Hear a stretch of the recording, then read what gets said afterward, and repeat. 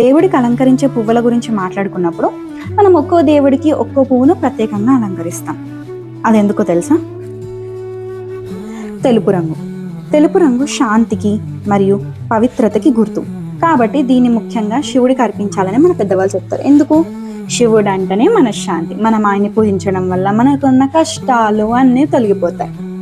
మరియు ఎరుపు రంగు. ఎరుపు రంగు భక్తికి మరియు శక్తికి నిదర్శనం. శక్తి అంటే ఎవరు? పార్వతీమాత, లక్ష్మీమాత, అమ్మవారి స్వరూపాలే మన శక్తి. కాబట్టి అమ్మవార్లకు ఎరుపు రంగు పువ్వులు ప్రియమని, ఎరుపు రంగు పువ్వులను పెట్టాలని మన పెద్దవాళ్ళు చెప్తూ ఉంటారు. అలాగే పసుపు రంగు.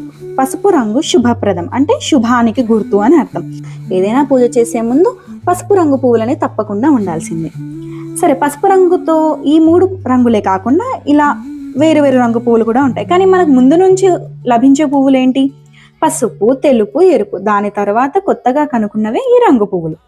కాబట్టి మన పెద్దవాళ్ళు ఏది చెప్పినా దాని వెనక శాస్త్రపరంగా, ఆచారాల పరంగా ఏదో ఒక విషయం దాగుంటుంది తప్ప ఊరికే ఎవరు పెట్టలేదు. కాబట్టి ఇప్పటి నుంచి మీరు దేవునికి పూజ చేసేటప్పుడు ఏ పువ్వు ఏ దేవుడికి పెట్టాలి, ఎందుకు పెట్టాలి అని తెలుసుకొని చేయండి. ఈ విషయం తెలిసిన వాళ్ళు నాకు కింద కామెంట్ చేయండి.